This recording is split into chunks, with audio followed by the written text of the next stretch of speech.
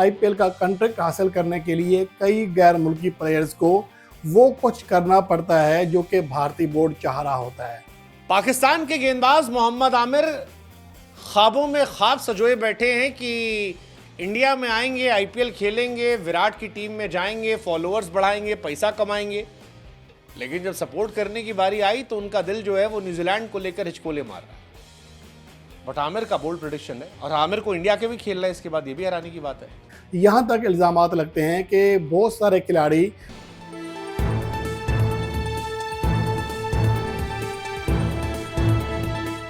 Pakistan cricket team के साबिक fast bowler Mohammad Aamir को उस वक्त आईपीएल खेलने के इम्कान पर बात करना पड़ी या इम्कान ज़ाहिर करना पड़ा जो शायद सही वक्त नहीं था, क्योंकि उनके आईपीएल खेलने के बयान के बाद भारतीय मीडिया में मुख्तलिफ चहमगोयाँ शुरू हो गई हैं और उनसे अजीब व गरीब मुतालबात भी सामने आ रहे हैं जो शायद मोहम्मद आमिर को पता नहीं थे कि आईपीएल खेलने के लिए क्या कैटेगरी है।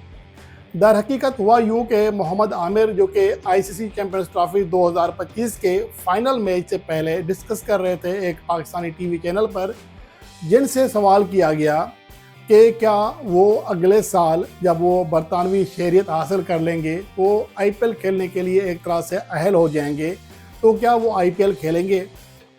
तो उन्होंने इसका मुस्बत जवाब दिया कि ज़ाहिर है कि अगर मुझे चांस मिला तो मैं ज़रूर खेलूँगा, लेकिन ये ऐसा मौका था कि शायद इसके इजहार के लिए बेहतरीन वक्त नहीं था।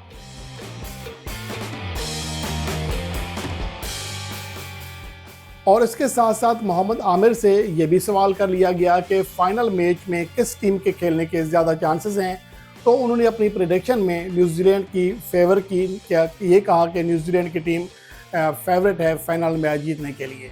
लेकिन शायद ये इन दोनों सवालों के जवाब का सही वक्त नहीं था, क्योंकि पाकिस्तानी टीवी चैनल पर भारत के मद्दे मुकाबले टीम की सपोर्ट करना वक्त की या उस टीवी चैनल की ज़रूरत थी, तो दूसरी जानिब आईपीएल खेलने की राह हमवार करने के लिए भारतीय टीम की सपोर्ट ज़रूरी थी। तो ये चीज़ें आपस में गड़बड़ हो गई और उसका नतीजा ये निकला कि अब भारतीय मीडिया के चंद टॉप यूट्यूबर्स मोहम्मद आमिर के खिलाफ बाकायदा कैंपेन शुरू कर रहे हैं। दर हकीकत ये हुआ ये है कि अगर फ़र्ज़ करें कि वो न्यूजीलैंड को फेवरेट करार ना देते तो सूरत हाल मुख्तलिफ होनी थी, बल्कि अच्छे अंदाज से मोहम्मद आमिर को वेलकम करने की बातें होती। गो कि अभी भी भारत में बहुत सारे लोग ऐसे मौजूद हैं या मोहम्मद आमिर के फैंस मौजूद हैं जो कि उन्हें खुश आमदीद कहने के लिए तैयार होंगे, लेकिन अब भारत के चंद टॉप यूट्यूबर्स ने इस चीज़ को नेगेटिव लिया है। और सिर्फ यूट्यूबर्स ने नहीं बल्कि अब इसको भारतीय क्रिकेट बोर्ड भी नेगेटिव ले सकता है, क्योंकि आईपीएल के ऊपर हमेशा ये इल्ज़ाम लगता है कि वहाँ खेलने के लिए आईपीएल का कॉन्ट्रैक्ट हासिल करने के लिए कई गैर मुल्की प्लेयर्स को वो कुछ करना पड़ता है जो कि भारतीय बोर्ड चाह रहा होता है या भारतीय बोर्ड के मुफाद में होता है। यहाँ तक इल्ज़ामात लगते हैं कि बहुत सारे खिलाड़ी जब इंडिया के खिलाफ खेल रहे होते हैं तो आईपीएल कॉन्ट्रैक्ट की वजह से वो अपना 100% नहीं देते, यानी अंडर परफॉर्म करते हैं ताकि इंडियन टीम जीत सके। ये इल्ज़ामात हैं, इसमें किसी हद तक हकीकत भी दिखाई देती है, सम टाइम ऐसा नहीं दिखाई देता। लेकिन अब जिस तरह मोहम्मद आमिर के खिलाफ भारत से रिएक्शन आ रहा है, उसको देखकर लगता है ऐसा है कि अगर मोहम्मद आमिर को आईपीएल कॉन्ट्रैक्ट चाहिए तो फिर वैसे सोचना पड़ेगा जैसा कि भारतीय क्रिकेट बोर्ड या भारत के फैंस सोचते हैं। अगर वैसा नहीं सोचेंगे तो उन्हें कोई कॉन्ट्रैक्ट नहीं मिलेगा।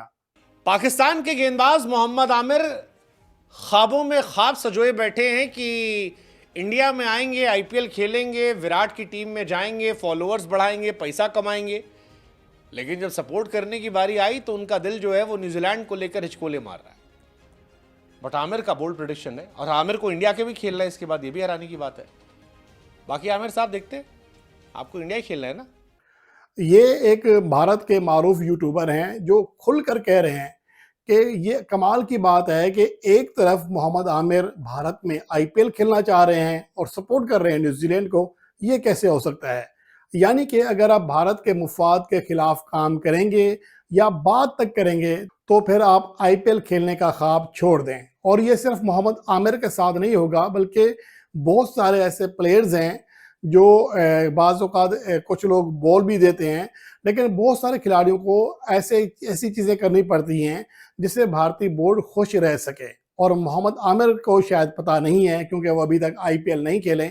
अब जब खेलेंगे तो उन्हें अंदाज़ा हो जाएगा। तो उसके बाद मुझे लगता है कि वो भारत के हवाले से कभी इस तरह की बात नहीं करेंगे। खैर, बात अभी भी कोई ऐसी नेगेटिव नहीं की थी। ज़ाहिर-सी बात है, हर कोई अपना तज्ज़िया कर रहा है कि कौन-सी टीम फ़ेवरेट है। अब जैसे फ़ेवरेट इंडिया को मैंने करार दिया फाइनल के लिए, तो लाज़मी नहीं है कि सारे इंडिया को फ़ेवरेट करार दें। तो किसी को लगता है, और इसी भारतीय टीम के हवाले से मोहम्मद आमिर ने कहा था कि ये टीम 300 रन्स का दिफा नहीं कर सकती, लेकिन मैंने उसी टाइम कहा था कि ऐसा नहीं है, कि जसप्रीत बुमराह के बगैर भी इस टीम के अंदर पोटेंशियल मौजूद है।